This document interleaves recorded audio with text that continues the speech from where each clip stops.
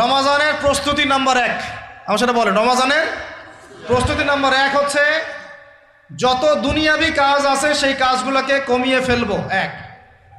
দুনিয়াবি কাজগুলো কি করব? মানে দুনিয়াবি যত কাজ, যত ব্যস্ততা যা আছে এগুলোকে কমায় নিয়ে আসবো, যাতে রমজান মাসে আমাকে বেশি বাইরে দুনিয়াবি প্রয়োজনে বাইরে বের হইতে না হয়, বেশি ব্যস্ততা আমাকে দুনিয়ার জন্য না করতে হয়।